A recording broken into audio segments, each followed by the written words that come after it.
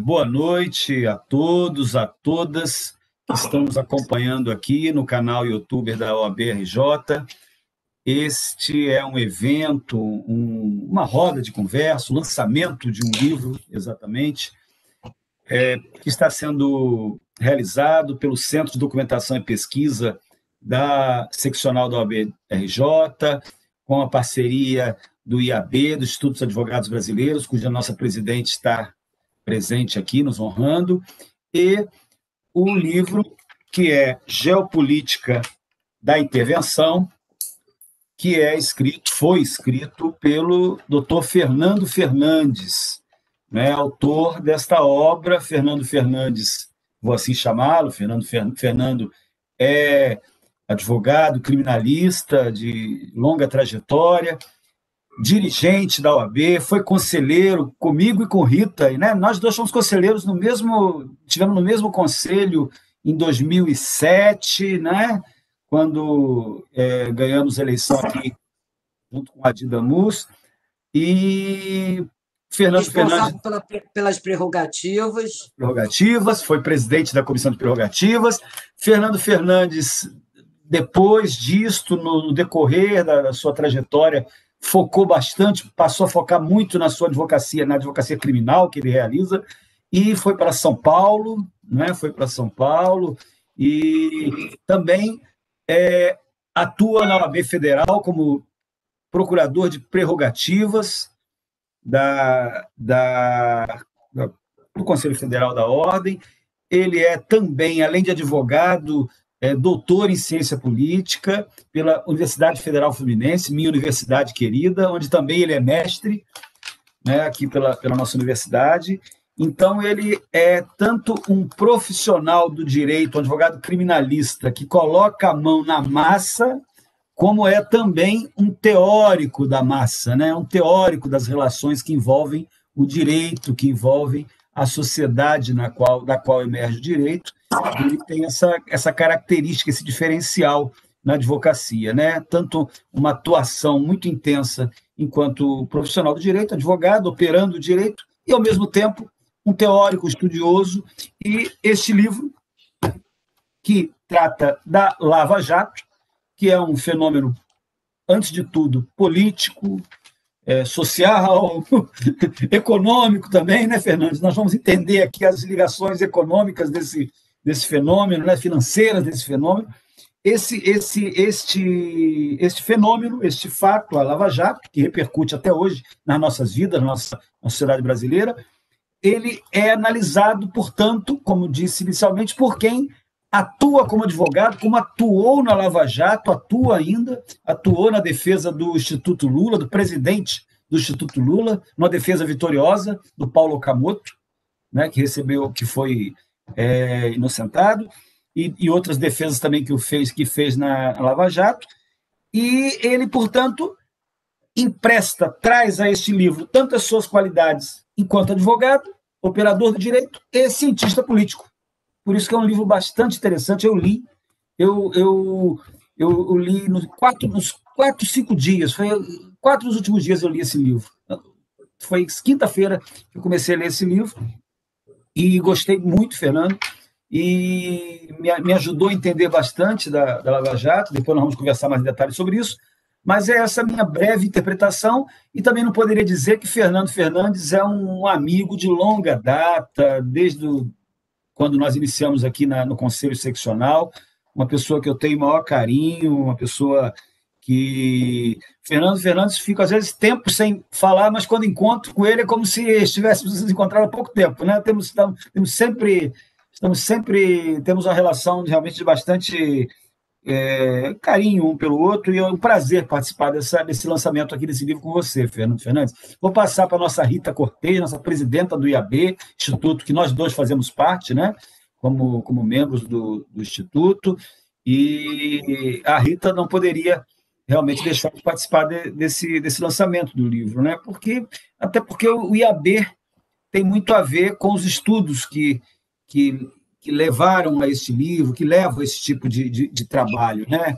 O IAB também ele une o estudo do direito enquanto dos dispositivos jurídicos e também a sociologia jurídica, a filosofia, a história, por que não dizer, né? Então, o IAB tem muito a ver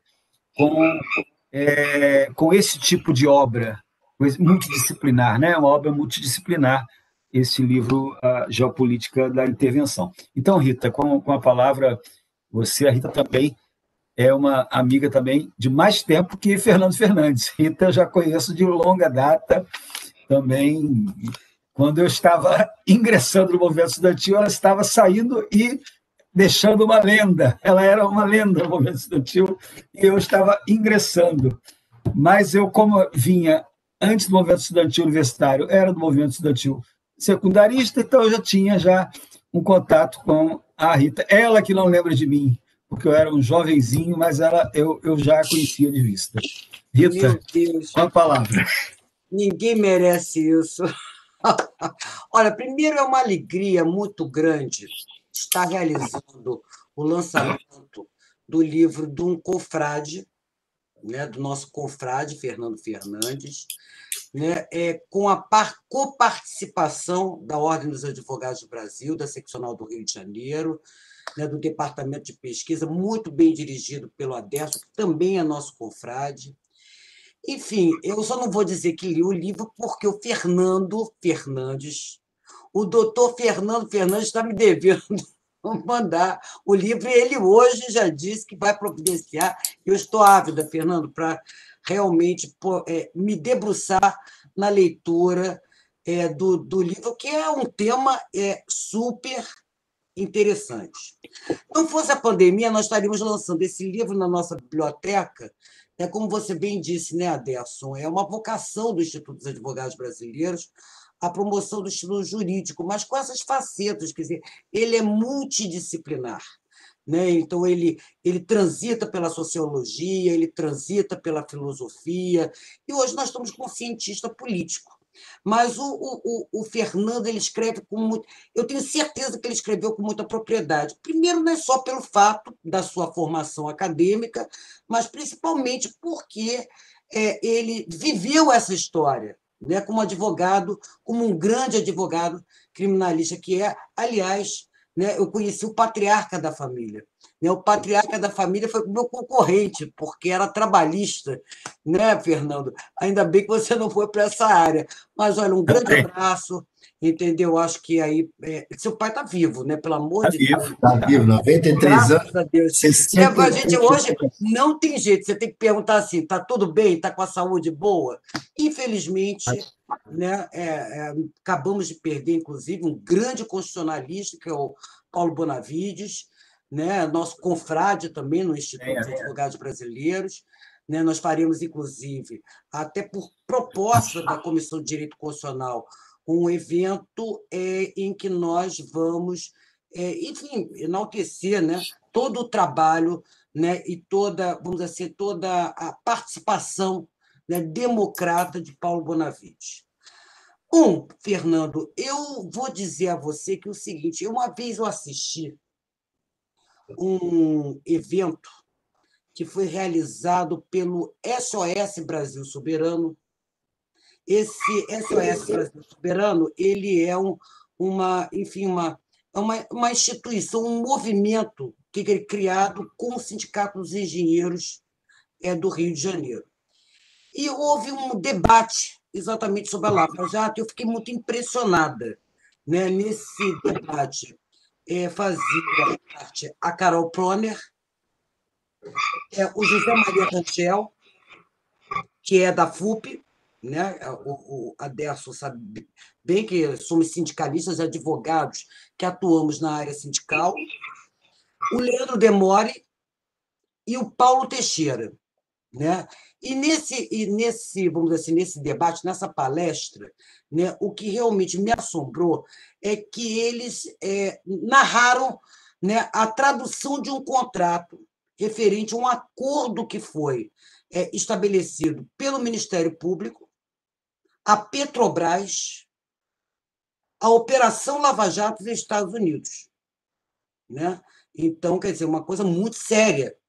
Né, porque, inclusive, esse contrato, né, que depois né, foi levado e foi dado, né, foi dado publicidade, ele violava vários, né, tratados internacionais, né, e, enfim, né, uma coisa assim espantosa, né? E eu tenho certeza, salvo aqueles que acompanharam, inclusive toda a atuação do Intercept Brasil, né, que lançou também uma série de reportagens sobre o que eles chamavam de vaza-jato, né? Então, foram várias matérias. Salvo isso, o povo brasileiro realmente desconhece o que acontece no Brasil. Então, em primeiro lugar, gratidão por você tratar do tema, né? É um tema complicado, um tema mal compreendido.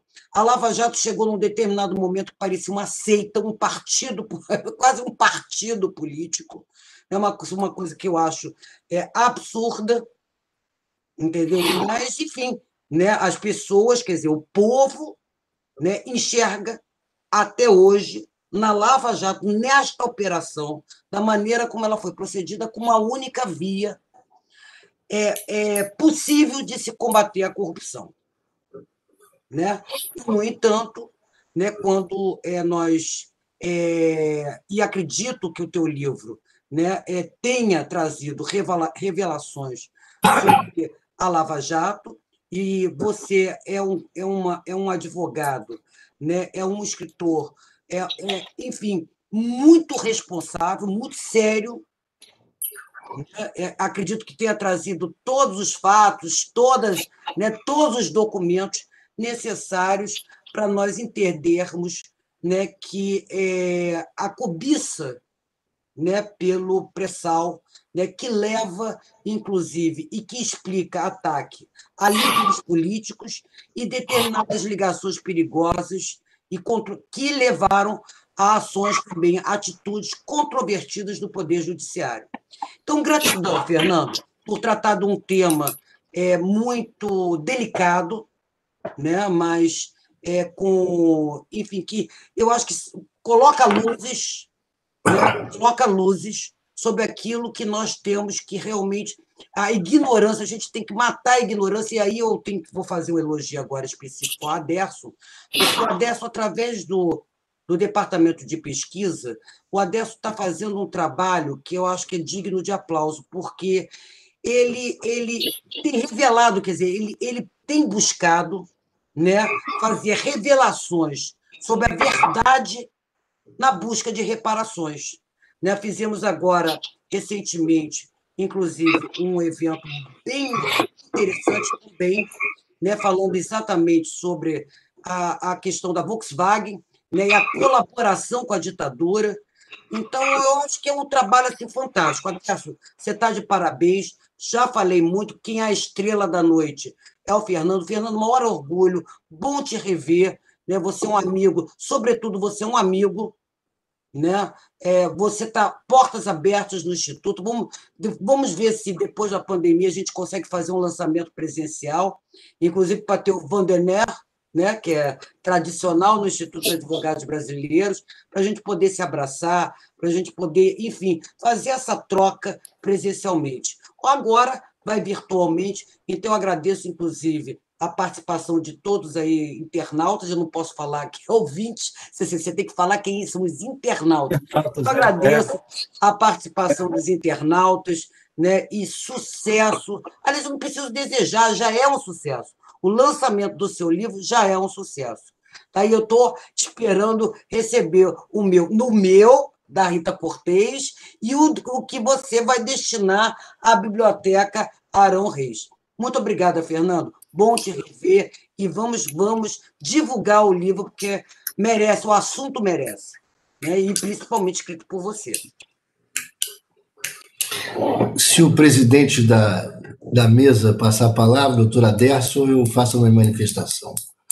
Vou passar a palavra para o nosso autor e com observação, antecedendo, Rita, o comentário que você fez em relação à questão do acordo que tentaram fazer de criação de uma fundação, né, no âmbito da Lava Jato, que é algo mais recente, esse livro ele mostra e desvenda de onde veio isto em detalhes. Eu, inclusive, fatos que eu não conhecia, Fernando, eu não tinha conhecimento de movimentações nesse sentido, junto em relação ao Departamento de Estado americano, né, que já haviam bem antes da Lava Jato, com a participação do ex-juiz Moro.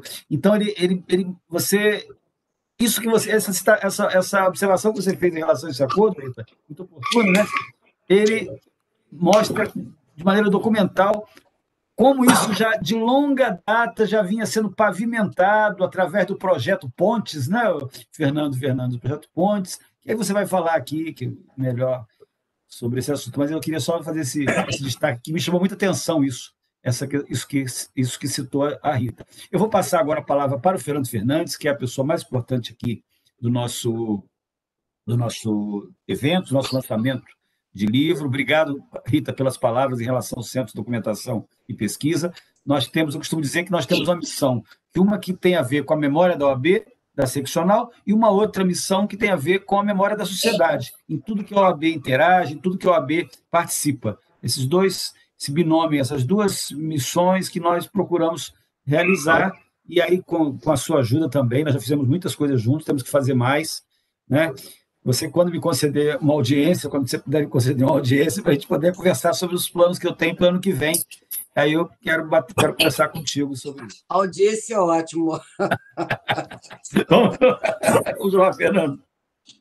Bom, eu queria dizer primeiro, antes de tudo, que eu me sinto em casa, estou em casa, né, porque a Ordem dos Advogados do Rio de Janeiro na verdade, a seccional em que nós nos inscrevemos originalmente, quer dizer, onde nasce a minha advocacia.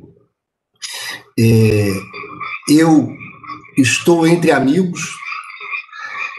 Vocês lembraram de estarmos no conselho juntos, mas nós, para chegarmos no conselho juntos, nós trilhamos uma gigante batalha, mais do que uma gigante batalha, eu diria 3 ou 4 gigantes batalhas, o que fez com que, como diz, mais importante do que a batalha é saber os companheiros que estão ao seu lado.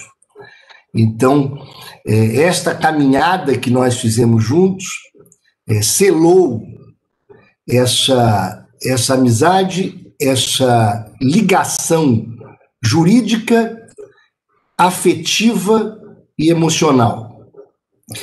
O estar falando também, a convite do Aderso, que dirige o Centro de Documentação e Pesquisa da Ordem, e eu vou dizer por que isso é mais do que relevante em relação à trajetória que vai desembocar nesse livro, e sermos agraciados pela presença e simbolismo da Rita Cortez, presidente do Instituto dos Advogados do Brasil, ao qual é o instituto de suma importância.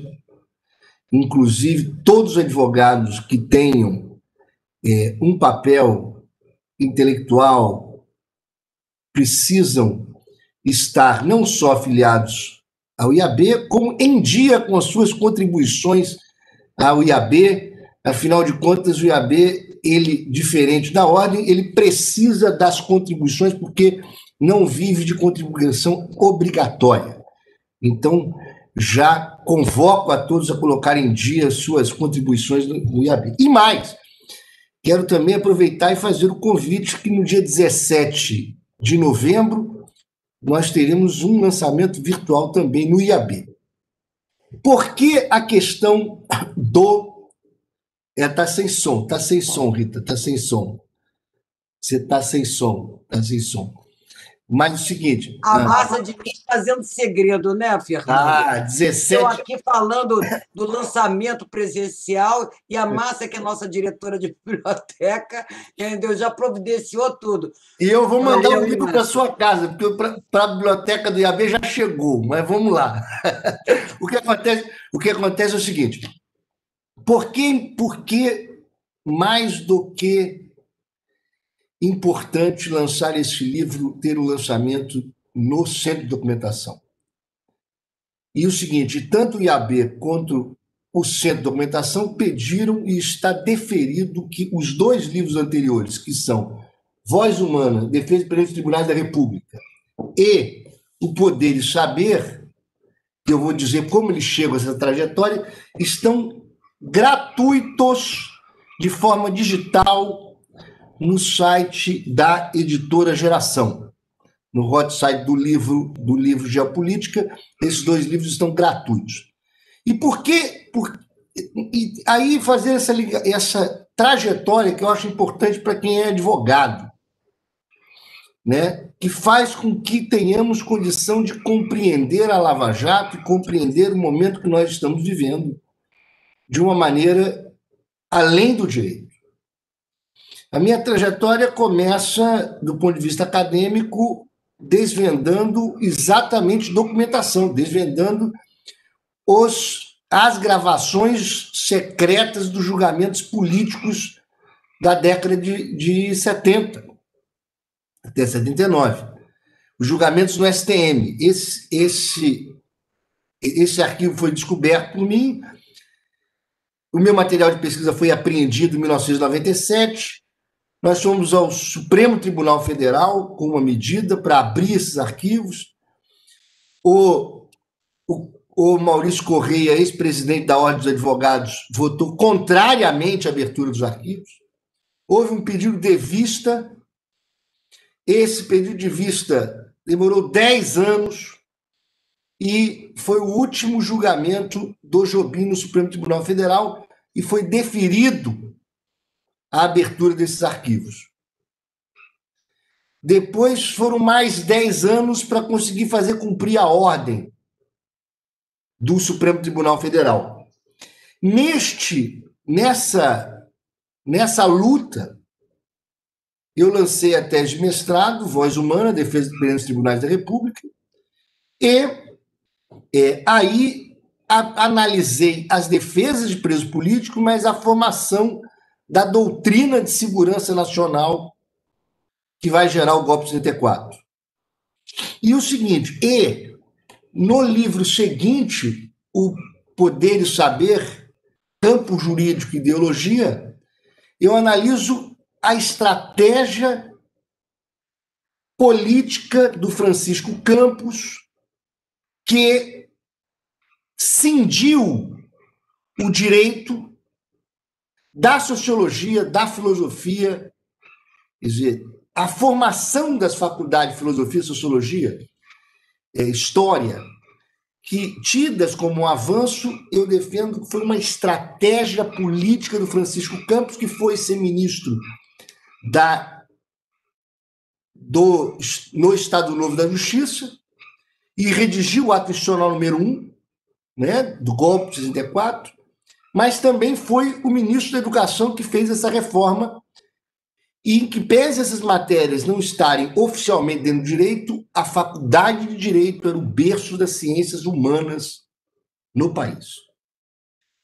E aí essa trajetória chega a este livro, Geopolítica da Intervenção, a verdadeira história da Lava Jato. Para fazer, eu tive que fazer essa introdução para os advogados que não compartilham dessa visão multidisciplinar e são vítimas dessa estratégia educacional ou deseducacional para tornar o direito absolutamente técnico, possam compreender por que a análise política e histórica é fundamental para chegar ao direito. Essa é a questão fundamental. Então, o livro se inicia não com uma teoria da conspiração, mas com um remontar, o primeiro capítulo é um remontar do que foi a doutrina de segurança nacional.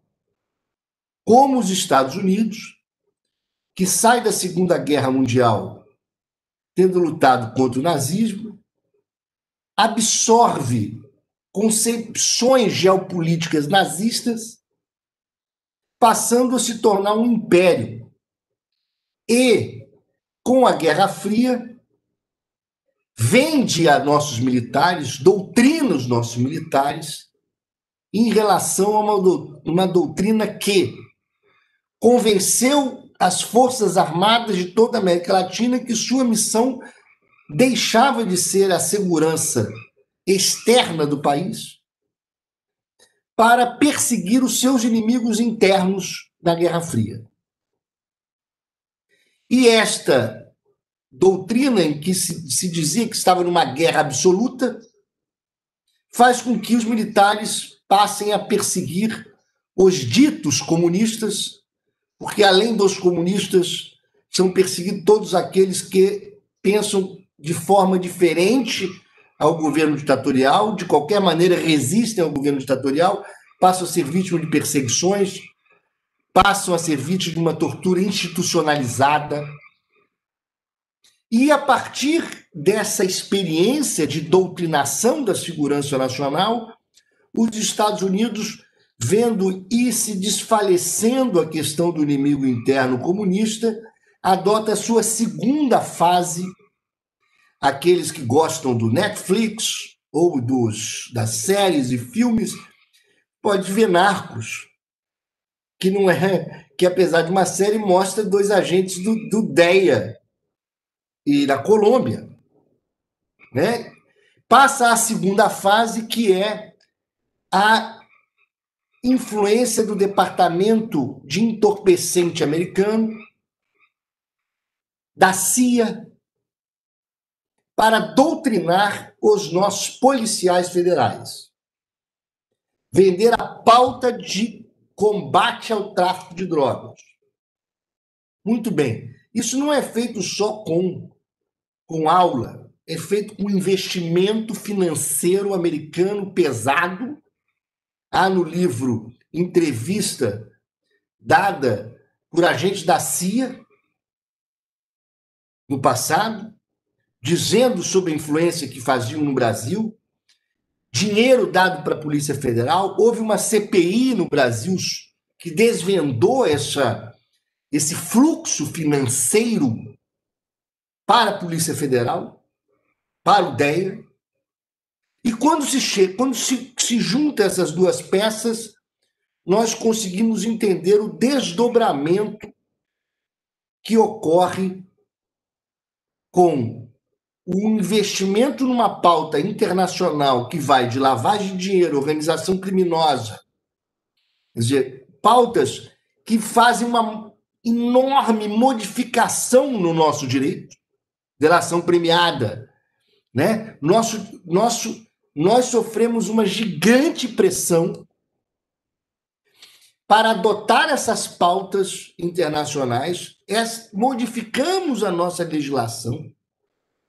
E, mais do que isso, o telegrama vazado da Embaixada Americana para Washington sobre o projeto Pontes é revelador, demonstrando, o telegrama é aterrorizante, revelando que estavam presentes inúmeros juízes federais, inúmeros procuradores federais, além de policiais federais, em um evento patrocinado pela Embaixada Americana.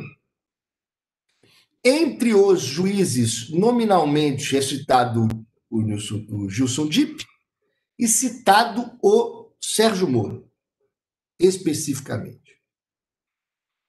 E ainda chegará um momento que desvendaremos quem são os outros juízes e procuradores. Mas o telegrama termina dizendo o seguinte: os juízes e procuradores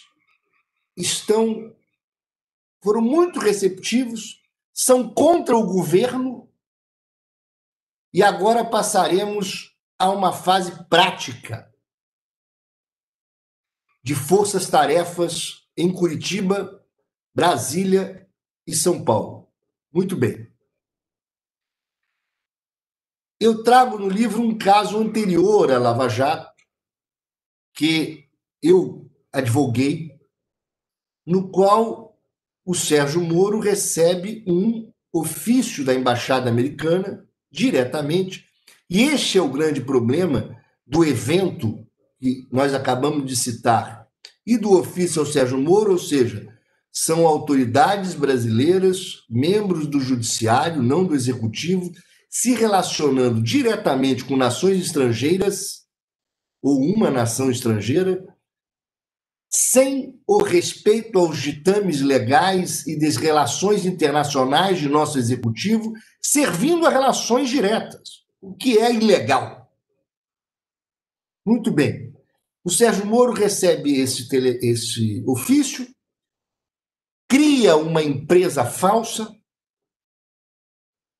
autoriza depósitos utilizando esse CNPJ falso, em contribuição com uma operação do FBI com a Polícia Federal, autoriza policiais federais a embarcar para os Estados Unidos, acompanhar ações criminosas, atrasar flagrantes, tudo antes de haver legislação sequer que permitisse isto no país.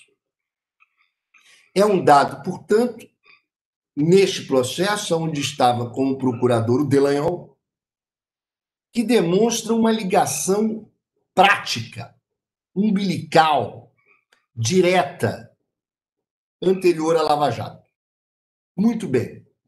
Isso se acopla às visitas que os procuradores federais, procuradores americanos fizeram a Curitiba, está documentado, interrogando pessoas da Petrobras.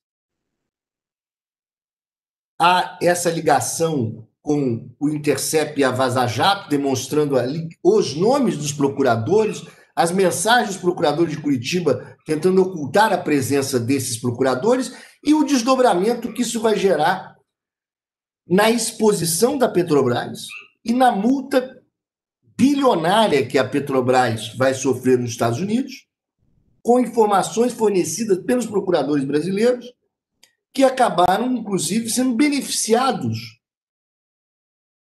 com parte da multa, se não fosse a suspensão pelo ministro Alexandre de Moraes.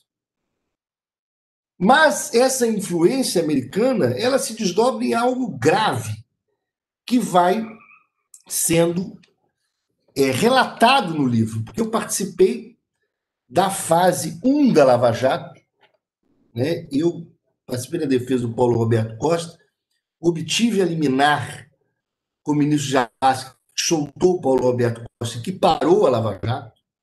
E nessa fase tem um capítulo chamado Sobral Pinto, início da Lava Jato, o banho Sobral Pinto, em que eu trago a petição, você vê que como vai se fazendo uma ligação de uma caminhada, porque nesse livro anterior, que é importante para os estudantes de direito, este livro que conta a defesa perante os tribunais da República, defesa de presos políticos, eu trago aquela clássica e linda e talvez a mais bela petição feita por um advogado no país, que foi quando Sobral Pinto fez uma petição utilizando a lei de defesa, a lei de proteção aos animais, a Harry Berger. E o seguinte, eu utilizo essa petição nessa primeira fase do Lava Jato, porque eu percebi que os presos eram mantidos 5 dias sem tomar banho de sol, sem tomar banho. O que não é uma tortura psicológica, é uma tortura física. Guantánamo se tem não deixar o preso dormir. Isso é uma tortura física, não é psicológica. Mostro como o Sérgio Moro, quer dizer, nós conseguimos uma liminar num plantão para determinar que se garantisse ao preso tomar banho. O que o RDD, Regime Disciplinar Diferenciado, com pessoas de alta periculosidade, isolados, em Catanduva, tem esse direito. Ou, para não dizer que é um advogado que está inventando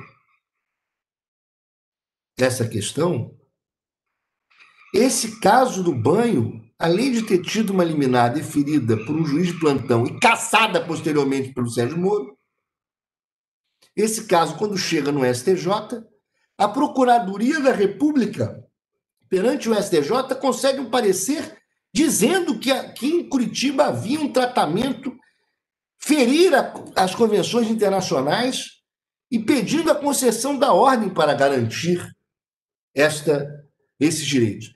Esse habeas corpus nunca chegou a ser julgado. Esse habeas corpus foi desistido pelo advogado que sucedeu na defesa, assim como todos os habeas corpus que são altamente relevantes na Operação Lava Jato tiveram suas desistências. Quer dizer, houve uma estratégia de pressionar as defesas para os advogados serem substituídos dos relatores para impedir o julgamento. Eu conto também a questão grave. A Operação Lava Jato se inicia com uma petição da Polícia Federal ao Sérgio Moro, sem distribuição, com um diálogo de um advogado com o seu cliente, Janine, que era deputado federal. Essa interceptação é juntada ao Sérgio Moro sem nenhuma decisão de prova emprestada, vem de outro juízo. Ele recebe aquela petição, determina o apensamento ao processo do Banestado, ou seja, ele burla a distribuição e admite que a Polícia Federal o escolhesse como juiz. E vou demonstrando como isso vai ocorrendo nas instâncias superiores. Exemplo, o Gebran, no primeiro habeas corpus interposto pela defesa, inclusive um habeas corpus que eu fui autor, foi distribuído por dependência a um mandado de segurança do Google em outro caso. Como vão se fazendo artimanhas para se criar uma coluna vertebral para se manter as ilegalidades. Como isso vai causando um racha. No STJ, o Félix Fischer vira relator da Lava Jato sob o argumento de que ele foi vencedor em um voto contra um novo ministro. E que o regimento interno diz que passa a ser relator o vencedor, só que passa a ser o redator do acórdão. Mas no Supremo Tribunal Federal, o regimento interno é absolutamente igual, a interpretação foi absolutamente oposta, com o Fachin perdendo votações ao Toffoli e continuando como relator, o Toffoli sendo só o redator do acórdão que foi concedido. Então, como vão se fazendo fraudes e distribuições, dois pesos e duas medidas, e como o Supremo Tribunal Federal, ainda tem uns 6 minutos, para dar 30, como o Supremo Tribunal Federal vai caindo, vai se desviando da Constituição, e aqui faço uma crítica construtiva, não a crítica terrorista cibernética contra a instituição Supremo Tribunal Federal ou os ministros do Supremo Tribunal Federal como pessoas, mas uma crítica que visa engrandecer a Constituição, esperando que em pouco tempo, em algum tempo, façam o que eu demonstro no livro, como fez o ministro Marco Aurélio, que quando criou uma tese que passou a limitar o habeas corpus, e que foi fundamental, eu tento descrever esses equívocos para quem não é advogado, para quem não é da área do direito criminal. O ministro Marco Aurélio vai ao pleno da Suprema Corte e diz: presidente, se arrependimento matasse, eu seria um homem morto. Criei uma tese de limitar o habeas corpus e me arrependo dela. Então o Supremo vai se afastando, mantém por omissão algo que é das garantias mais fundamentais da nossa Constituição e que tem que ser ensinado aos nossos estudantes de direito que vão garantir esses cargos no futuro, que é a questão do juiz natural, permitindo com que essas fraudes ocorressem, com que conexões intermináveis e inexplicáveis a qualquer estudante de direito persistissem por mais de 6 anos. O Supremo prende um senador da República que não pode ser preso senão em flagrante delito do crime inafiançável.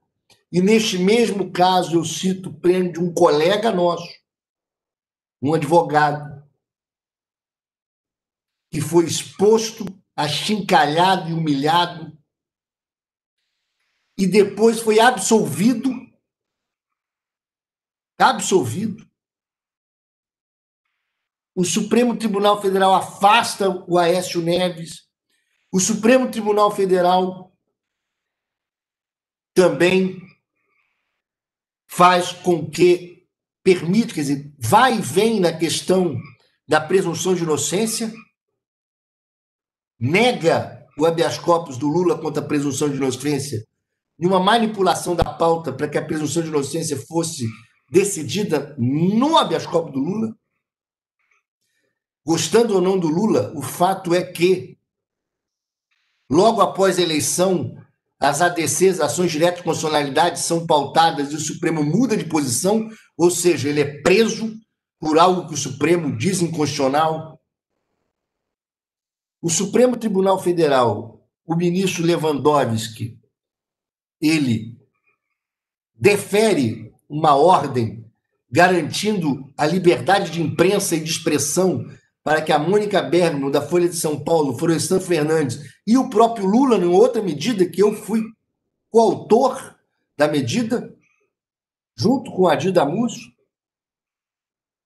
né, com Paulo Teixeira e Paulo Pimenta, fomos signatários de uma reclamação pelo Lula para que ele pudesse dar entrevista, algo que até a Richthofen deu, quando presa, e o ministro Fux caça essa decisão, mesmo com a Procuradora-Geral da República dizendo que não recorreria contra a decisão. E só revoga a liminar do Fux quando o Supremo Tribunal Federal é obrigado a revogar a decisão de censura à revista Cruzoé, na pressão da imprensa. Então, o livro tenta trazer essa sequência e traz também 2 capítulos que são fundamentais para se entender essas relações e para entender a advocacia. 1. As relações familiares dos lavajatistas, que não é só dos lavajatistas, para entender como a advocacia é sensível na formação de um judiciário que ministro casa com desembargadora, que procurador casa com juíza, que vão se criando relações familiares de membros do judiciário. Por que é tão difícil advogar? Por que é tão difícil advogar? Porque muitas vezes essas relações de poder são muito mais profundas do que nós percebemos. Então, demonstro como essas relações são umbilicais e como elas se estendem a uma visão religiosa do mundo. A Rita, eu acho que teve um problema de internet. Você está sem som, Aderson, eu não estou te escutando. Mas... Só para te informar que você vai ter mais 10 minutos. Você vai ter mais 10 minutos. 10 minutos? Mas não, você vai ter além do seu tempo, eu vou lhe dar mais 10 minutos para você poder concluir. Não, eu vou utilizar menos de 10 minutos, porque disso, e vou contar uma piada, se me permite. É merecedor, é merecedor. O assunto requer. O Evandro Lins e Silva, se me permite um parêntese, o Evandro Lins e Silva dizia no final dos seus discursos o seguinte: um menino, pai fazendeiro, mandou um menino estudar na capital. E aí, tempos depois, o menino volta formado. O pai, no interior, aluga um cinema dessa e bota o menino para falar. O menino faz um discurso, quando acaba, o pai fazendeiro pergunta ao outro fazendeiro: como é que foi? O que você achou do menino? O menino é ótimo, maravilhoso. Pena que o assunto acabou e ele continuou falando. Então, eu não quero cometer este grande erro. Eu quero dizer o seguinte: essas relações familiares eu vou às relações religiosas, não contra as religiões, mas demonstrando as diferenças, por exemplo, de um Martin Luther King e de um Delanhol. Como o Delanhol e o Bretas têm uma visão de mundo muito semelhantes, e que a religião é base fundamental para a forma com que eles atuam. Como o Sérgio Moro é de uma linha católica, não estou falando contra o catolicismo, estou falando com a utilização da religião em relação a isso, uma linha católica que se chama catolicismo ilustrado, ao qual tem o fingimento como parte fundamental na atuação no mundo. Então, quando se liga ao que o Sérgio Moro fazia no texto que ele mesmo fala, chamado Considerações sobre a Operação Manipulite, ele escreve anos antes, que ele fala sobre prender e só soltar quando confessar, soltar quando denunciar, que ele fala que tem que vazar como peneira. Então, ele, ao mesmo tempo que vazava como peneira, fingia que não vazava, não dava entrevista, fingia que era modesto e era retratado como super-homem, fingia que era imparcial, mas comandava as operações. O fingimento como parte fundamental. Fingia até virar ministro. E fingir tanto que hoje é ex-juiz e ex-ministro. Então, e com tudo isso, engrandecendo o nosso presidente da Ordem dos Advogados do Rio de Janeiro, Bandeira, eu cito como Bandeira, inclusive, diferenciado na defesa de prerrogativas, mas o quanto nós precisamos rever e mudar a ordem como um todo. Também engrandecendo a ordem essas posições, que é a instituição a que nós fazemos parte, e que o seguinte, que cometeu seus erros históricos, assim como o Supremo mandou a Olga para a morte, Olga Benário Prestes para a morte, no Supremo Tribunal Federal Brasileiro, e a noda da Lava Jato é uma outra noda que ainda terá que ser tratada, como a ordem também cometeu alguns erros históricos da ditadura militar e etc., e como nós precisamos pensar no crescimento, no amadurecimento e no engrandecimento da Ordem dos Advogados do Brasil. Então, esse é o resumo dessa obra, resumo que eu espero que, expondo essas entranhas, tanto jurídicas, e aí digo, né, o livro passa por inúmeros votos de ministros do Supremo Tribunal Federal, com os detalhes para que as pessoas entendam o que aconteceu do ponto de vista jurídico, quem não é da área de direito penal, quem é, revisite, e quem não é advogado, entenda essas questões todas. Essa é uma tentativa de contribuir para que possamos defender a nossa Constituição, a nossa República e a nossa advocacia.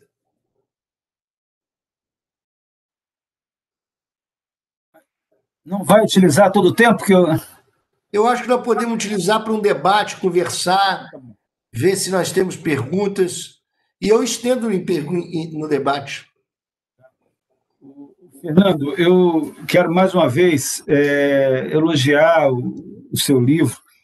Ele, como eu disse, ele me trouxe informações que eu não possuía. Eu tinha lido, evidente, quando saíram as matérias da Intercept sobre a Operação Pontes, mas te confesso que não vi o pormenor que você trouxe nesse livro. Foi muito interessante, mas é muito didática.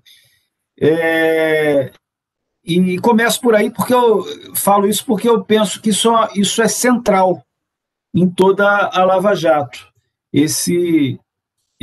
Essa vertente estadunidense, né, do Departamento de Estado americano em relação à questão da guerra antidrogas e lavagem de dinheiro. Isso é uma coluna central que vai depois estendendo seus tentáculos, abrindo tentáculos para outras áreas, né?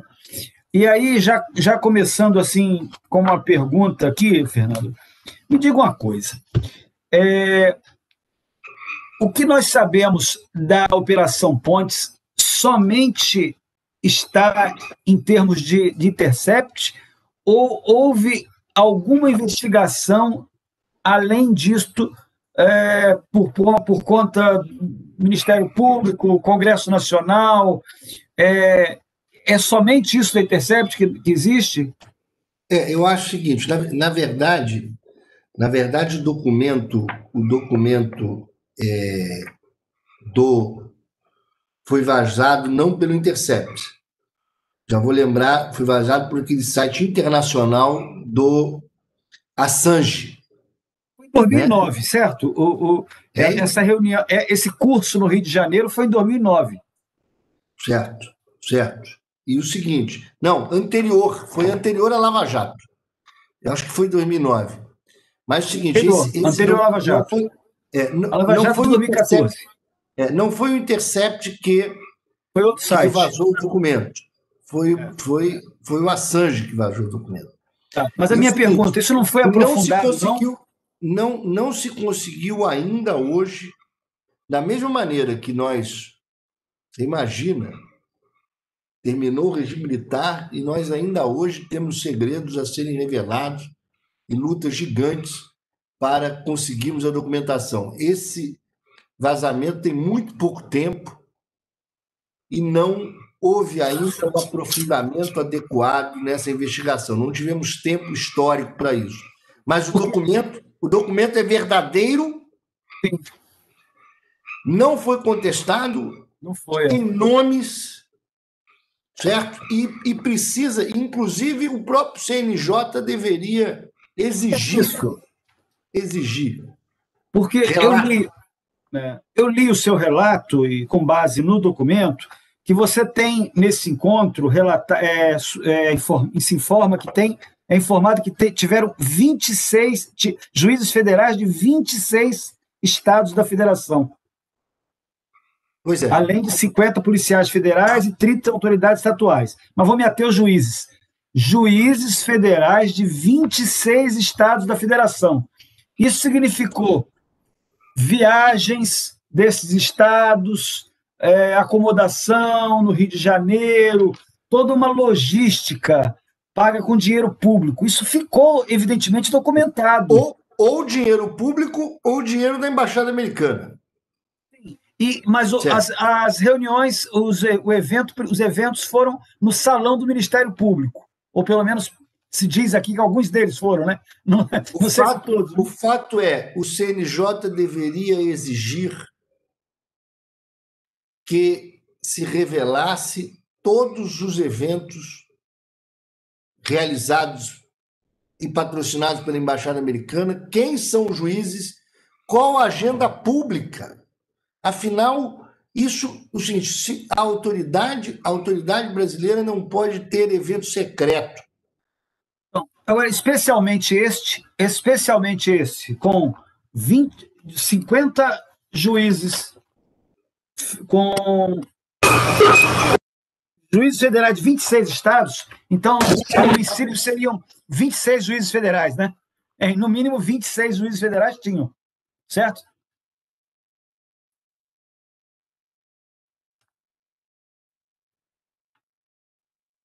O som caiu. Eu não estou ouvindo sua voz, Fernando. Alô? Pronto. Mas eu quero me ater a esse, porque esse encontro foi muito significativo, né, no qual o Moro participou. Ele me parece que foi um encontro, inclusive, de diretrizes, né? Não diretrizes feitas aqui, mas de detalhamento, de reprodução de diretrizes, né? Não foram ingenuidade achar que foram diretrizes produzidas aqui, ou elaboradas aqui, diretrizes que vieram de fora. Mas eu estou chamando atenção para isso porque eu penso que ainda está em tempo para que isso seja mais esmiuçado e detalhado, essa questão desse encontro muito significativo. E é importante que o seu livro ele tenha dentre várias funções... É uma sugestão, uma sugestão à OAB Federal requerer ao CNJ que seja registrado todos esses encontros, seja perguntados diretamente a todos os juízes federais brasileiros que estiveram nesse encontro, quais são os encontros, onde tiveram, quem estava presente, o que foi discutido. Afinal, nós estamos falando de autoridades brasileiras que deve, utilizando o termo americano, gostam tanto dos Estados Unidos, né? Accountability.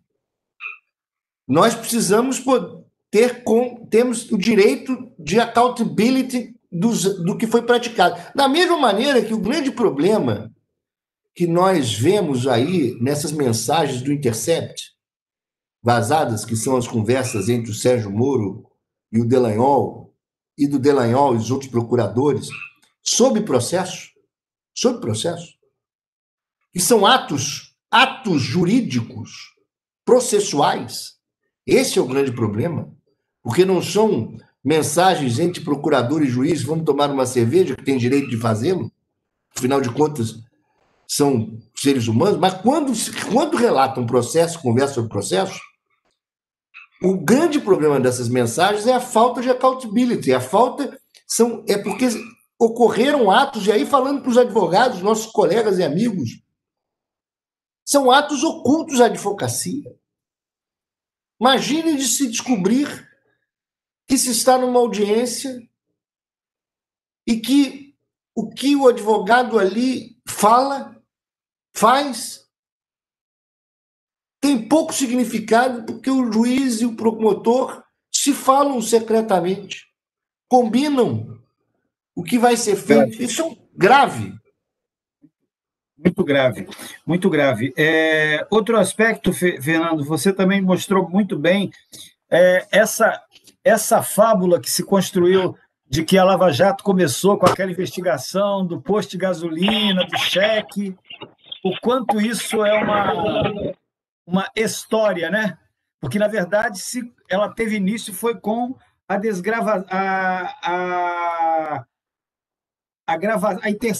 interceptação da conversa do advogado Adolfo Góes, né? Isso, nem todos sabem disso. Essa história do posto de gasolina ficou, até pelo próprio nome, né? Lava Jato, né? Ficou aí, e, na verdade, começou com uma interceptação de telefone, né? De um advogado. De um advogado. E o seguinte, na verdade, aí é que é a grande questão. Adolfo Góes. Dos advogados entenderem que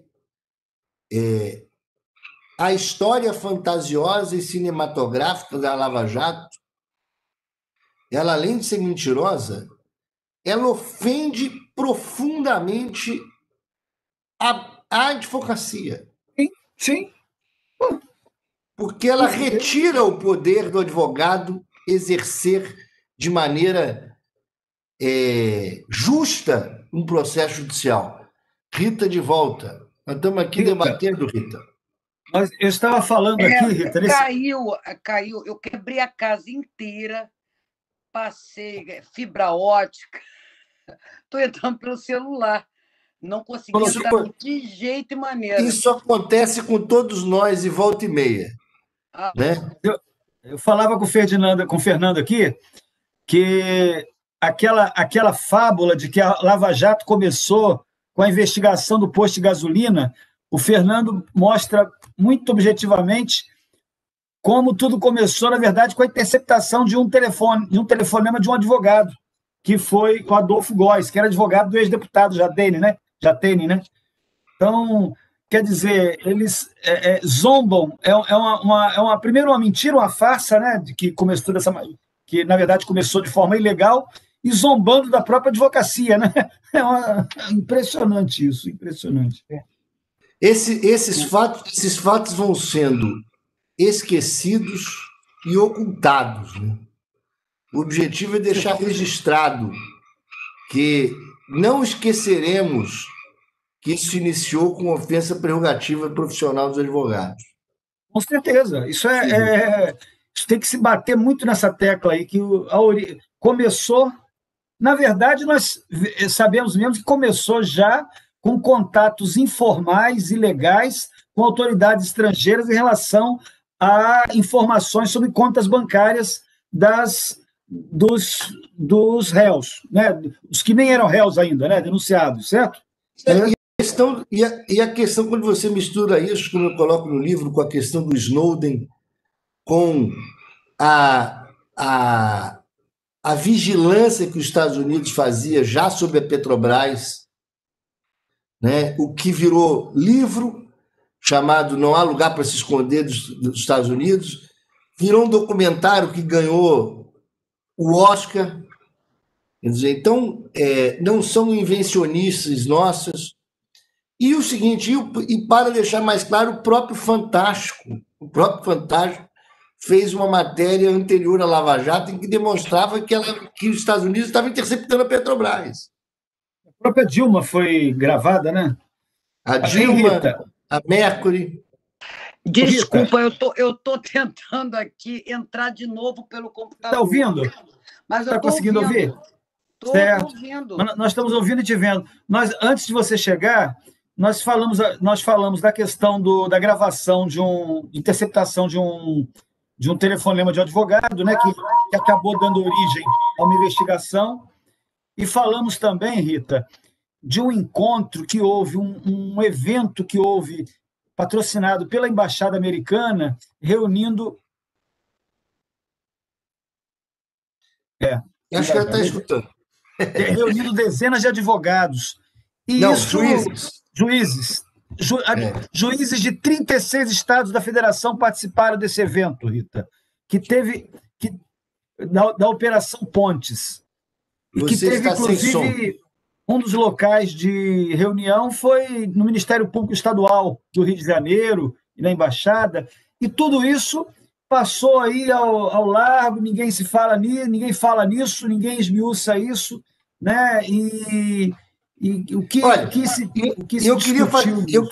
Eu queria fazer um registro aqui, Adécio, Rita, que nós temos inúmeros juízes, desembargadores e ministros excepcionais e que não participaram desse tipo de ato. E o seguinte, quando se endeusa um Sérgio Moro e se criava um caos quando se apoio do Sérgio Moro e se permitiu o exagero de poder do Sérgio Moro, isso ofende profundamente esses juízes extraordinários. Também acho. Saber que colegas juízes estavam a serem doutrinados pela Embaixada Americana é algo que ofende o judiciário, ofende esses excepcionais juízes.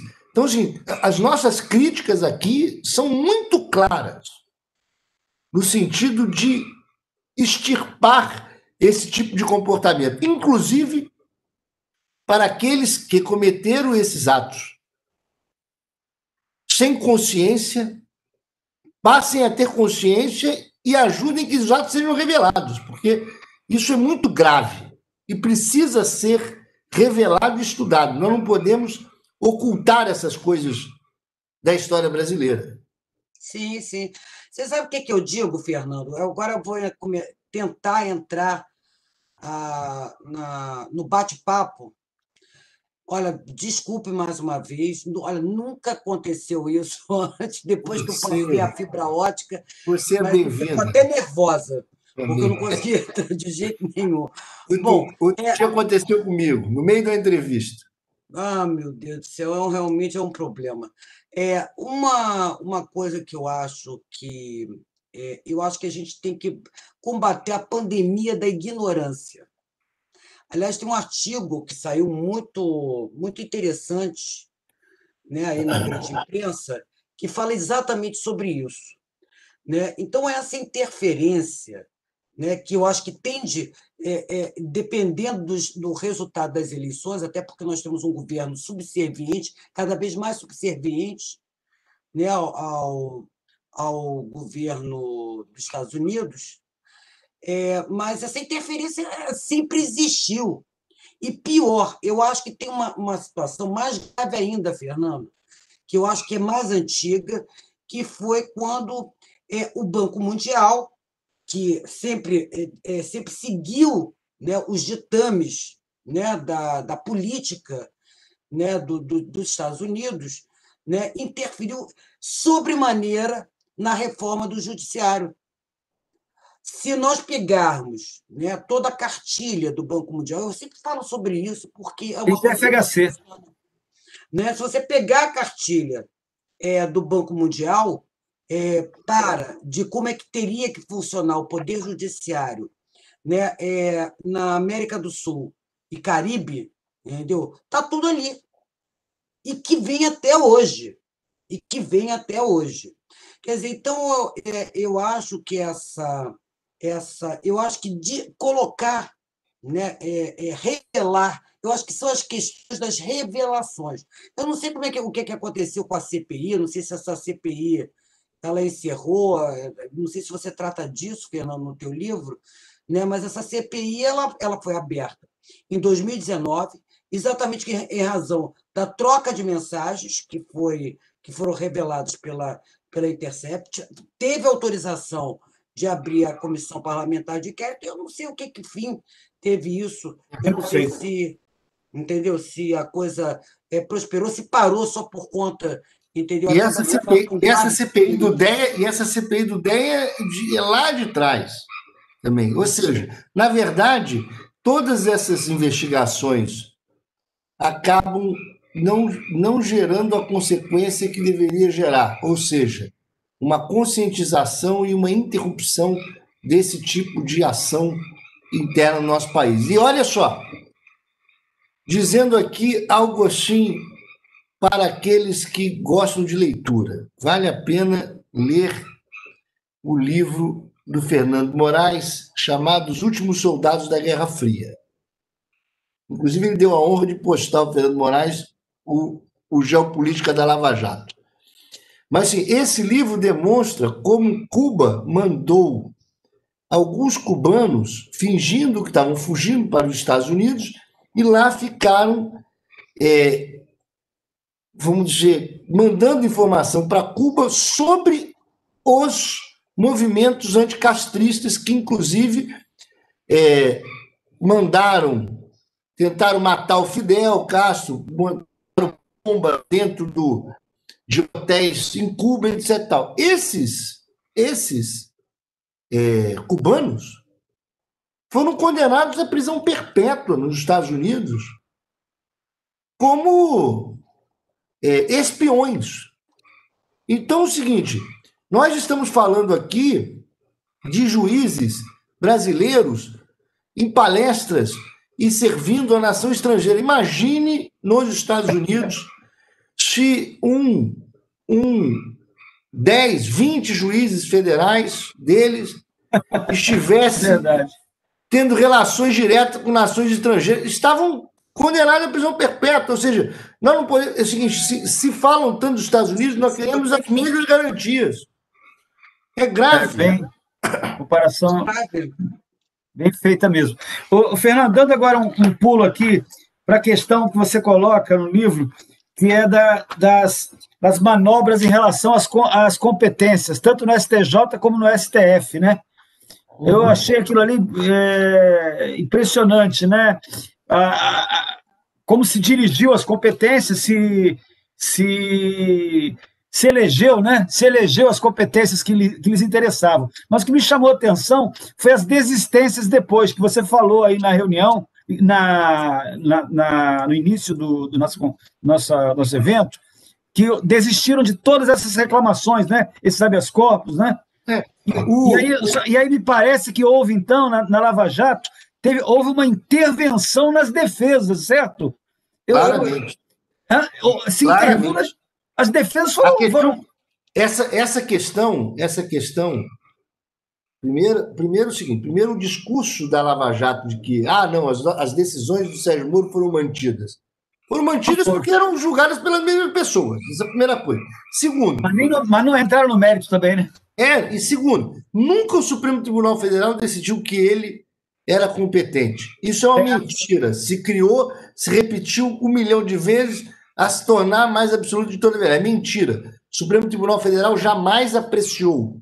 Mas o seguinte, algo muito importante para a advocacia é o seguinte: houve influência e perseguição clara aos advogados que atuaram de forma independente. Com certeza. Nós, por exemplo, conseguimos anular uma busca e apreensão de registros de entrada e saída de pessoas no escritório do Batoque. Imagine se apreender o registro de entrada e saída de clientes no seu escritório. Isso foi feito. Nós anulamos isso.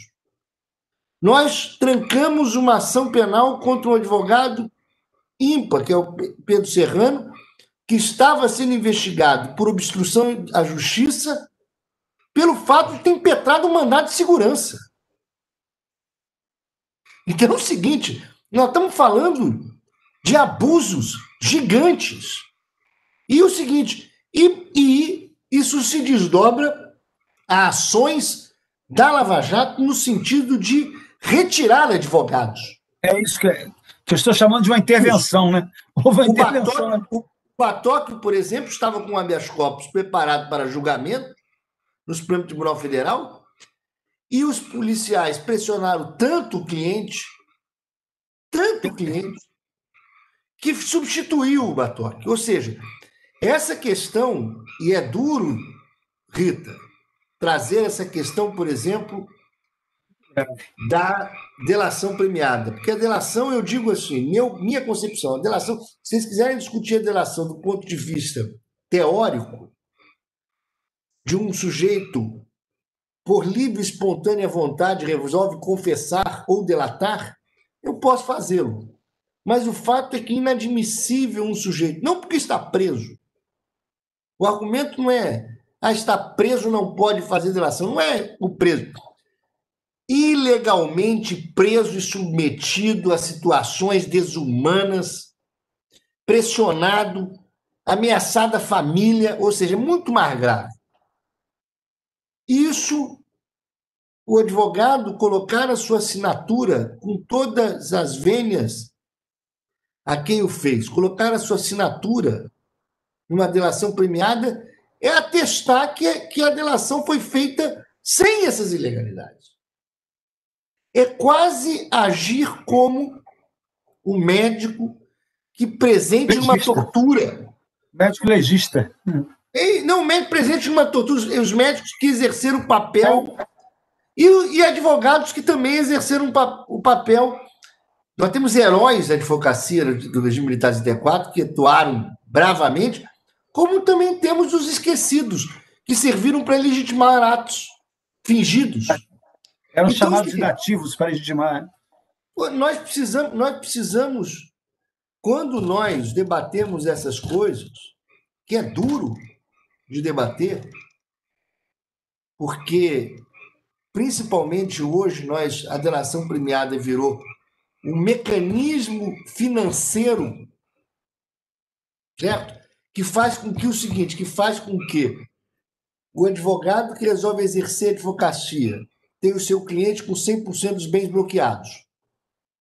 E aí vem o seguinte acordo: você muda para esse outro advogado, nós vamos fazer um acordo, você deda todo mundo, nós liberamos parte dos seus bens e você ainda paga o advogado. Isso é uma concorrência desleal, terrível, que é preciso resolver. É novo, pacote honorário, é algo recente, é algo que é difícil, dolorido de debater, dolorido porque faz parte dos nossos colegas, mas é algo que tem que ser discutido, né? Tem que Eu ser acho que discutido. tem que ser. Eu acho que você está coberto de razão. Eu acho que na situação, na quadra que nós vivemos hoje, e com toda essa situação enfim, de criminalização da política e criminalização da atuação da advocacia, e o termo não pode ser outro, né? Ele está meio que se banalizando, mas é a criminalização, né? Eu acho que isso aí tem que ser enfrentado até para que a gente possa se manifestar com relação. E houve muitas, inclusive, justiça seja feita, né? Nós tivemos o Instituto o Instituto de Defesa do Direito de Defesa. Eu falei assim, gente, a que ponto nós chegamos, né? Então, eu acho que nós legitimamos a atuação. Esse tipo de atuação, a partir do momento que a gente tem uma posição, uma visão crítica, né? Crítica no sentido construtivo, né? Quer dizer, não é o crítico, né, para você desqualificar a advocacia, desqualificar uma série de atos, mas sim crítico Rita, no sentido de construir e de adiante. As coisas novas, ações absolutamente novas, não tivemos tempo ainda de amadurecimento no debate. Exemplo, a ordem já tem clara a questão da tergiversação, que você não pode, no prazo de 2 anos, né, utilizar, quer dizer, mudar. No mesmo processo, nem nunca, mas, vamos dizer, no prazo de 2 anos, você não pode atuar em interesses contrários àquele cliente que você teve relações profundas. Muito bem. Mas o seguinte, nós não tivemos tempo ainda de nos debruçarmos sobre alguns casos. Por exemplo, o advogado que é advogado de um delator que delata o sujeito B, pode ele assumir a defesa do B? Na minha visão, não. Minha visão, não, porque são interesses conflitantes. Não, mas eu assumi e ele também confessou, mas... Ou seja, são atos, são áreas cinzentas que ainda não foram debatidas, são muito novas, nós não tivemos condições ainda de nos debruçarmos sobre ela. E eu não falo isso aqui para acusar nenhum colega, estou dizendo que como nós não tivemos ainda o direcionamento do que é ético ou não ético nisto, o que nós já temos em outras matérias, às vezes é difícil alguns colegas se guiar em determinadas coisas. Né? E esse debate é um debate para se amadurecer, o que nós podemos fazer para engrandecer a nossa profissão. E isso é urgente, porque eu acho que no momento em que nós iniciamos e damos consecução a esse debate, a gente fortalece a nossa atuação. Eu acho que é uma maneira de fortalecer a nossa atuação. Olha só, a própria delação premiada ingressou no sistema jurídico nacional de maneira totalmente irrefletida, né? E nós fomos depois discutir. Eu não sou criminalista, mas sempre procuro me inteirar dos temas do direito, de maneira geral, e eu me lembro que todos saíram correndo atrás para discutir delação premiada, comprando livros, né, assistindo debates e tal, que já estava ali. E a discussão de inclusão disso, de inserção disso no sistema jurídico nacional foi algo, entendeu? O que isso envolve, o desdobramento ético disto.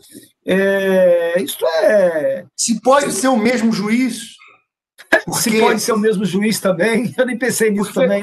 Você imagina o seguinte, você imagina o juiz homologa a delação premiada e depois ele vai julgar o próprio caso. Né? O procurador, ou o seguinte, e aí do outro ponto de vista, o advogado está atuando na defesa e ao mesmo tempo negociando. Isso faz uma colagem da delação, ele faz uma colagem da delação premiada anterior, joga na sentença. Nós estamos com assuntos absolutamente novos. Voltando ao livro, dizer o seguinte: O livro, portanto, ele, ao expor todos esses percalços, vamos dizer, e o que nós vivemos no Brasil durante a Operação Lava Jato, e o que isso aconteceu, como isso aconteceu no Supremo Tribunal Federal, como isso aconteceu no Superior Tribunal de Justiça, quer dizer, quais são as indas e vindas que o Supremo teve. Quer dizer, isso é uma forma de nós entendermos, não é possível olhar a Lava Jato e discutir direito hoje, que tudo é direito penal hoje. Tudo é direito penal hoje. O direito penal virou uma mega novela. As pessoas precisam entender mais profundamente sobre usar, principalmente os advogados. Os advogados é obrigatório isso. Com certeza. Eu acho que a gente tem que fazer o dever de casa, Fernando. A tua contribuição com a edição e a publicação deste livro, né, e nós, né, com a realização de alguns eventos, agora o IAB, e aí eu vou fazer um pouquinho também de propaganda do Instituto, até porque nós temos... se tem uma marca, eu acho que na minha gestão, é que a gente sempre se manifesta, lógico, com muito cuidado.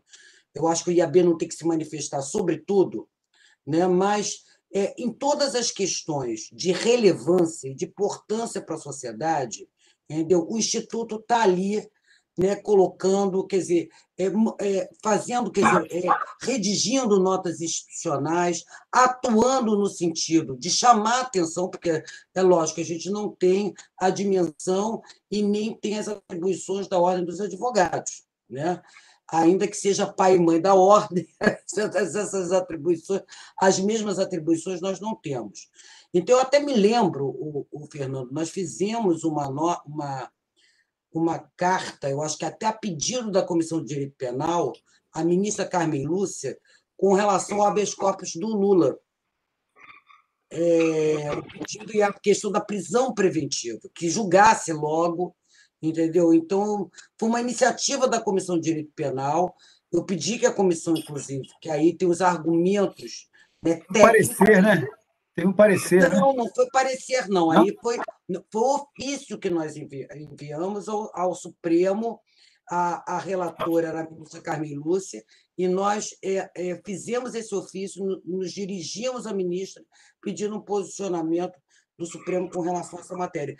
Parecer, nós tivemos até um lançamento até de livro, que foram os pareceres da Comissão de Direito Penal, sobre a... Oi, diga, Delcio. Então, sobre isso, foi isso que eu estava me referindo, sobre esses pareceres da Comissão de Direito Penal. Tem uma série de pareceres que nós falamos exatamente sobre a Bíblia do juiz Moro, né? Na época, como ministro, né? Ele, que era a lei anticrime, né? Então, houve que, aliás, não teve um item da lei que não tivesse sido criticado, né, pela Comissão de Direito Penal. Eu acho que nós nós estamos tentando fazer nosso dever de casa, a nossa parte, né? E para que até a advocacia entenda a importância, eu acho que os advogados, as advogadas, eles têm que entender a importância desse tipo de trabalho, entendeu? Da edição do seu livro, da emissão de pareceres para o Instituto, enfim, né? Porque você se dirige tecnicamente, diz assim, olha, a gente aqui não é panfletário, né? Eu acho que tem a hora que você tem que ser panfletário e a hora que você tem que ser técnico, falar e o seguinte, com conhecimento de causa e apontar, entendeu? Mostrar exatamente as arbitrariedades, as ações não são legitimadas ou que não estão aparadas na lei. Na Constituição nem se fala, né? Já estão querendo até convocar uma nova Assembleia. Gente, né, eu não pensei que eu fosse viver isso que eu estou vivendo hoje. Sobre a questão de não ser panfletário, vale a pena ler a última frase do prefácio do Celso Antônio Bandeira de Mello e da Veida Van Cânia. Diz o seguinte: não sei se atingimos nosso objetivo, mas não podemos deixar de dizer àqueles que se derem ao trabalho de ler este prefácio. mesmo que não concordem com as ideias que alicerçam o posicionamento do autor, elas o farão refletir sobre o destino do nosso país.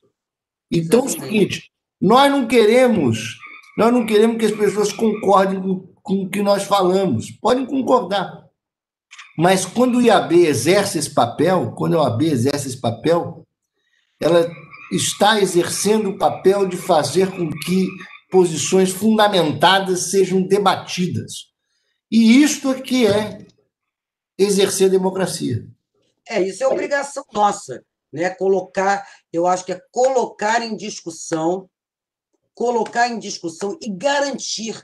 Isso é um espaço que garanta exatamente, né, a defesa de determinadas teses, ainda que sejam as teses contra-majoritárias, né, e ter a paciência de ouvir. Eu, no outro dia, até fiz uma manifestação no evento, disse assim, olha, o Instituto é plural, mas ele tem um direcionamento. Ele é plural no sentido de que ele abre um fórum, ele permite, né, que se realize esse debate, que se realizem os debates com sem vamos dizer assim, um patrulhamento, você está, entendeu, cobrando posições para cá, para a direita, para a esquerda, centro. Eu acho que essa é a grande vantagem, eu acho que eu acho que é o que justifica a existência e o trabalho que o Instituto realiza hoje, né? Com certeza. Não deixa de ser, né, alguma coisa que nós aprendemos no passado e trouxemos, né, para o presente. Quem sabe, né, a gente consiga realmente colaborar para construir um futuro melhor para todos nós. Eu acho que essa é a nossa missão, né? É o que esperamos. É isso aí. Eu concordo com você, Rita. Você concorda? Eu queria... O Fernando Fernandes, no início desse evento, eu falei sobre o contato que nós estamos tendo, quer dizer, já a reunião que tivemos com o Silvio Tendler, e eu já tive a oportunidade de me encaminhar uma minuta do projeto que ele está idealizando, que ele está em uma fase ainda de construção, até ele gostaria de ouvir sua opinião, que é um documentário sobre a existência de um estado de exceção na justiça brasileira, né? Hein, Rita? Esse que é o tema que o Silvio Tendler está disposto, está pretendendo, já tem uma minuta inicial, trabalhar, que é essa visão de estado de exceção dentro do judiciário. Ele que fez o documentário sobre a luta dos advogados pela democracia, né, que foi um documentário importante, que a Ordem, inclusive, participou. Ele está agora com esta discussão muito oportuna, que é estado de exceção. Se me permite... E eu gostaria que você falasse sobre isso, Fernando. O Silvio Tendler, inclusive, ficou de assistir esse debate hoje. Eu digo assim, muito importante, porque, se me permite, tem algumas páginas do livro que eu ingresso nesse grave problema que o Pedro Serrano, o advogado e professor Pedro Serrano, se dedica sobre o que é a ditadura hoje. Que a ditadura hoje ela é feita exatamente pelo poder de criar a exceção, do juiz excepcionar a aplicação da lei e da Constituição, como aconteceu na Lava Jato, por exemplo, quando o TRF do Rio Grande do Sul vai apreciar o fato do Sérgio Moro ter divulgado gravações telefônicas da presidente da República com o ex-presidente da República, gravações essas que eram ilegais do ponto de vista de não, já estavam fora da ordem judicial. A divulgação é ilegal porque a lei determina que as gravações telefônicas corram em segredo de justiça. Mas o tribunal diz, não, olha, a Lava Jato é algo excepcional e aqui é preciso ter exceção. Então, o Pedro Serrano, e eu acho que isso é a grande questão hoje do judiciário. Há um professor chamado Gisale Cerqueira Filho, foi meu orientador de doutorado, né, que tem um termo excepcional chamado self-service normativo, no qual o juiz vai, em vez de aplicar a norma, vai construindo o caso de acordo com o sabor de quem ele está julgando, seja no direito civil, no direito de trabalho, no direito penal. Quer dizer, e o Lênio Streck diz: eu não vou ao judiciário para saber o que o juiz pensa. Não me interessa o que o juiz pensa. Eu vou ao judiciário para o juiz aplicar a lei e a Constituição. E essa questão de livre convencimento do juiz, o juiz julgar de acordo com a consciência, isso tem que acabar. Nós queremos que o juiz aplique a lei e a Constituição. Então, essa questão da exceção, eu acho que é uma das chaves principais, porque nós não queremos exceção. Nós queremos segurança jurídica e aplicação da norma e da Constituição Federal. Sim, sem dúvida alguma, é isso aí. Eu li esse artigo do Lênio, né, que ele agora está como articulista do Conjur, né, e realmente não há como se contrapor a uma fala, né, em tempos tão complicados, né, em que é ilegal, eu outro dia coloquei até num artigo, é ilegal e daí? Quer dizer, você está assim... Não, é ilegal, e daí? Né? Então, as nossas instituições, a democracia perde muito com isso. Né? Nós estamos num Estado democrático de direito. Entendeu? Não é melhor... Eu acho que não é o melhor dos mundos, entendeu? Mas é o que nós temos que defender, até porque o Estado de Direito significa cumprimento da lei, ainda que ela seja torta, ainda que a gente não concorde, ainda que a gente entenda que o parlamento não atende às expectativas da sociedade. Agora, o que não pode, que eu acho que também é uma outra faceta, é aí mudando um pouco o rumo da prosa, o que não pode também a magistratura, quer dizer, alguns magistrados, que eu estou dizendo alguns, né? Lógico, né? Isso aí não é um quadro geral, em que você coloca todas as pessoas no mesmo saco, a todos são iguais. Não. Existem magistrados, ainda há juízes em Berlim. Então, não pode você pegar... a magistratura tem que entender que não existe, não é o judiciário não é uma coisa monárquica, né? E eles não são eleitos, eles não podem querer, né, defender determinadas, vamos dizer assim, teses, né, ou determinadas questões, desenvolver determinadas questões como se fosse o legítimo representante do povo. Não pode se substituir ao mundo político. Exatamente. Entendeu? Isso é muito complicado. Então, quando você vê determinadas colocações, determinados argumentos, enfim, eu fico assim, muito triste, porque eu acho que a gente está numa... ladeira abaixo, é o que eu digo assim. Nós falamos isso, Rita. Se me permite, Rita e Adesso e os colegas que tiverem ainda suportado essa nossa live, dizer o seguinte: nós estamos falando isso aos juízes, aos promotores, porque nós somos membros do Poder Judiciário. O advogado é membro do Poder Judiciário. Nós, pelo artigo 180 da Constituição Federal, nós somos parte da corte. Não há julgamento que se faça sem nós. Então, é uma crítica porque nós somos parte do Poder Judiciário e queremos que o Poder Judiciário se engrandeça. E precisamos ser respeitados para isso ocorrer, né? Aderson, eu acho que você, como presidente desta sessão, deve partir para a finalização, sob pena de nós fazermos aqui, chegarmos à madrugada aqui, nesse agradável. Daqui a pouco a gente podia fazer uma rodada de vinho, que seria lançar, inclusive, lançar o... isso, né? Live Wine. Entendeu? Com uma garrafa de... Eu não pensei nisso, eu não pensei na rodada de vinho, olha só. Live Wine da OAB Cuiabá. Não pensei. Mas, olha... Deixa, Aderson, antes de você dar vamos dizer assim, fechar com chave de ouro, fazendo a sua intervenção. Fernando, a Márcia Diniz marcou com você de fazer também esse lançamento virtual quando?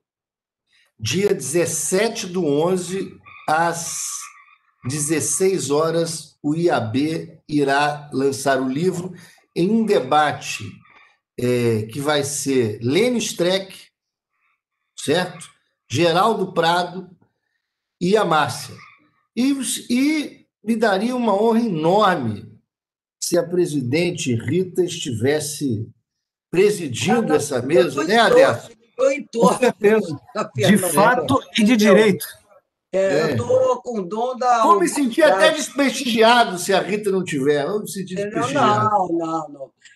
Eu tenho impressão, Fernando, que não tem nada desse dia. Eu espero que a Márcia tenha visto a agenda da presidente. Mas eu, com certeza, tenho que prestigiar, né, o tri de ouro. Trio de ouro. E eu não sabia que ela já tinha marcado. Para mim, realmente, a presidente está sendo surpreendida aqui. Mas para o bem, né, Rita? Surpreendida para o bem. Surpreendida pelo bem. Eu pensei que ela não tivesse ainda marcado. Mas, olha, sensacional. Então, eu já coloquei o próprio a fazer propaganda do lançamento do livro. Que bom, pelo IAB. Então, não percam. Né? Não percam o debate e, mais uma vez, nós vamos estar com o Fernando, que é sempre uma honra, uma alegria, né, escutá-lo. Né? Aliás, a proposta do IAB, Adécio, é muito interessante, porque é o seguinte, porque a proposta do IAB é o seguinte, há o lançamento do livro, mas o autor ele é espectador, eu achei isso maravilhoso, porque na verdade, eles vão debater o livro, né? Debater o livro. Então, é capaz de eu fazer perguntas. Eu acho que é o seguinte, é um método super interessante isso. Adorei. Mas no meu caso aqui, eu só lhe facilitei. Rede de advogados trabalhistas e você sozinho. Mas, Fernando, a vida inteligente à noite, não querendo reproduzir uma frase de um programa famoso, entendeu? Mas acho que realmente conversar com você, né, conversar com pessoas, né, inteligentes, não só inteligentes, mas que usem a sua inteligência, né, para o bem, né, para construir alguma coisa melhor, é sempre fantástico. E eu matei a saudade, né, do amigo, né? Muito bom. Nós nos encontramos. A última vez que nós estivemos juntos foi na USP. Exatamente. Exatamente. Alguém me perguntou assim, foi Leila Pose. Leila Pose me perguntou assim, mas quando foi a última vez que você viu o Fernando? Eu disse assim, em São Paulo, mas eu estava naquela coisa assim, não deu nem tempo para nós almoçarmos, que foi o evento da Abracrim. Correto. Eu presencialmente, a última vez que eu vi foi no aeroporto, né, Fernando? Porque... Aliás, você está virando mestre em contar as pessoas só no aeroporto, né? Nós falamos desse evento da Volkswagen numa conversa que nós tivemos no aeroporto, voltando de Brasília. O Adécio está virando especialista. Aí depois eu combinei de estar com o Fernando Fernandes antes da pandemia ainda, mas aí ele teve um compromisso, eu fui no seu escritório, você lembra, Fernando? Mas nós tivemos juntos de Brasília. Eu acho que ele está morando em Brasília, uma dessa, hein? Eu estava indo muito a Brasília antes da pandemia. E ainda bem que eu não fui no mês. Eu tinha uma passagem marcada, eu tinha uma viagem, uma semana antes, no início assim, da pandemia mesmo, se bem que já dizia que começou antes, mas quando houve mesmo um avanço, né? E o que eu conheço de pessoas que estiveram no aeroporto, em aviões, portanto, naquela semana e foram contaminados, é impressionante, impressionante. Eu tenho me mantido, eu peço aos colegas... Aquele jogo do Flamengo antes da pandemia, foi outro também, quem foi ali... Eu peço aos colegas, a Rita falou do Tristão, Rita falou do Tristão Fernandes, meu pai, que está com 93 anos, né? Está bem, está isolada. Eu peço aos colegas que aqueles que já se contaminaram, estão bem, etc., exerçam um papel fundamental em defender o outro. Esse é um papel cidadão nosso e a advocacia tem relação com a cidadania. Nós precisamos matar esse vírus. E a melhor maneira de matá-lo é não transmiti-lo. Exatamente. Então, olha, então, gente, caminhando aqui para o final... Vida longa ou Tristão. Vida longa ou Tristão. Vida longa ou Tristão. Verdade. Advogado trabalhista... Um dos maiores advogados... advogado trabalhista. Contra o Banco do Brasil. Por isso que eu falei que ele era homenageado na Brate. Falou... Entendeu? O Tristão, eu digo o seguinte... quase foi um concorrente. O Tristão, eu digo que o Tristão, ele é um universalista. Você veja, ele teve quase 4 mil ações trabalhistas, fez 40 júris. Por isso, o cara que vive 93 anos, ele tem tempo para fazer muita coisa, né? Hein? Chegaremos lá. Então, eu vou caminhando agora já para o final. O Fernando Fernandes, na página 432 do livro dele, no fechamento, na conclusão, ele diz que esse livro pretende contribuir para que possamos entender que só o caminho da legalidade, da constitucionalidade e da democracia pode nos levar a ser um país melhor. Eu creio que essa frase aqui ela sintetiza... ela é a mensagem desse livro, que não é com operações, né, isso pelo menos o que me passou, né, não é operações sensacionalistas e que passe por cima de garantias fundamentais que vai se construir um país melhor no Brasil. Né? Esse livro me deixou mais convicto disto do que eu já era. Eu sempre fui um crítico da Lava Jato desde o início, porque eu sempre desconfio de propostas sensacionalistas, moralistas, falso-moralistas, né? Então, e sobretudo no campo do direito. Quando você vê no campo do direito juízes com discursos moralistas, né? Quando você vê operações com discursos moralistas, isto não é direito, é outra coisa, né? Não é direito, é outra coisa, não é. É moralismo, é campanha, é publicidade, é política. Mas é isso. Com todas as críticas que temos ao sistema jurídico vigente, ao próprio Estado de Direito, que na minha concepção, eu não creio também ser o ideal em termos de humanidade, mas vou lhes dizer, nós estamos em um momento, numa quadra histórica que defender o Estado de Direito, defender o constitucionalismo, defender a legalidade é ter uma defesa, é fazer uma defesa civilizatória, porque nós estamos vivendo uma ameaça, portanto, né, aos princípios civilizatórios, à civilização, não só no Brasil, mas no mundo todo. O seu livro coloca bem, existiram várias operações lava-jatos na América Latina, no Peru, em vários outros países, né? Então, isso aqui não foi só aqui. A guerra legal, esse tipo de estratégia, né, de atuação aconteceu em vários lugares e sempre, coincidentemente, perseguindo políticos progressistas, sempre em nome de uma ideologia, de um ideário do Estado mínimo, né? Essa que é a verdade, que aí mostra os fundamentos econômicos disso, a base social e econômica disso. Então, eu creio que, voltando à sua frase aqui,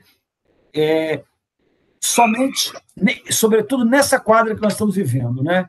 É a defesa da legalidade, da democracia, do Estado de Direito, realmente, neste momento, ela é fundamental. E seu livro contribui para isso, Fernando Fernandes. Eu fiz, além da amizade que tem por você, quando tomei conhecimento logo do conteúdo, da proposta que você me enviou, eu logo vi que se tratava de um assunto importante para nós discutirmos com os advogados e advogadas. né, para que o senso crítico seja ampliado, para que cada vez mais as pessoas se conscientizem desse tipo de operação, de pirotecnia jurídica que é feita em nome do direito e com objetivos inconfessos, mas que depois a história mostra a que serve, ao que cobra conta, né? Mostra realmente a que se destina. Está se vendo aí a realidade, o que gerou os dados todos que nós temos aí em termos de avanço do combate à corrupção na sociedade brasileira, são todos dados no sentido que está havendo um regresso, um retrocesso, quer dizer, aquela ONG, a Transparência Brasil, né, e a Transparência Internacional, que são instituições muito importantes na aferição e acompanhamento da corrupção, está constantemente divulgando dados a demonstrar que o combate à corrupção, os mecanismos de corrupção no Brasil estão sendo enfraquecidos, quando não desmantelados. E isso num dos pontos que foi um dos pontos mais importantes da Lava Jato, o combate à corrupção. Não é? Então, está se vendo. Então, e sem contar o que esse tipo de operação, esse tipo de prática levou em termos de consciências, de construção de ideologias reacionárias, autoritárias, né? Como tudo isso fez parte, na verdade, de um movimento político. Eu costumo dizer que, para completar, não vou assim que a Lava Jato não é só uma operação, não foi só uma operação, um operativo judicial, um Ministério Público, não. É parte de um movimento político reacionário contrário a valores democráticos, e por isso atinge tanto o direito, por isso atinge tanto a presunção de inocência, por isso atinge tanto a advocacia criminal, porque ela é reacionária, e por ser reacionária precisa de um arcabouço reacionário, de mecanismos reacionários para se estabelecer. Então, Fernando, muito obrigado. Eu aprendi muito com o seu livro, aprendi muito com esse evento aqui, e estamos aí de portas abertas sempre para os trabalhos aí que você produzir mais adiante, né, outras propostas, e já me convidando para integrar esse projeto do Estado de Exceção na Justiça Brasileira. Né? Eu agradeço. Eu agradeço a participação de vocês dois, a honra desse debate. Para aqueles que confundem direito com política, e a Rita falou do problema dos juízes que querem exercer, em vez da judicatura, utilizar a política. Eu lembro o Rui Barbosa, que dizia que quando a política entra pela porta, a justiça sai pela janela. O livro não está do lado do Lula, do lado dos bolsonaristas. Eu defendi pessoas ligadas ao Lula, defendi pessoas ligadas ao Bolsonaro, do governo Bolsonaro, e eu tenho um lado. O lado é o lado da Constituição e do Estado de Direito. Então, eu agradeço o convite e espero que todos meditem sobre esse lado, que é o lado que nós devemos estar. Muito bem. E vamos lá, vamos nos ver lá no Instituto dos Advogados Brasileiros. Dia 11. Exatamente, dia 11. Tá bom? Abraço. E um abraço. Uma vez, olha, e vamos fazer outros eventos, hein, Aderson? Não esquece do IAB. Eu faço, você. Dia 9 de dezembro, você vai estar convidada já para o nosso evento de lançamento da revista sobre história da OAB. Aí eu quero ver com você mais em detalhes isso e mais coisas que nós vamos conversar. E, Fernando, vamos em frente, portas abertas. Um abraço. Um abraço aos nossos internautas. Só não vamos ter o vinho, mas fica para outra... Em breve. Muito bom, muito bom. Felicidade. Tchau, tchau. Ô, Alexandre, muito obrigado, Alexandre. Alexandre da técnica aí, obrigado, tá, Alexandre? Obrigado aí pelo apoio, hein? Tchau, Aderson.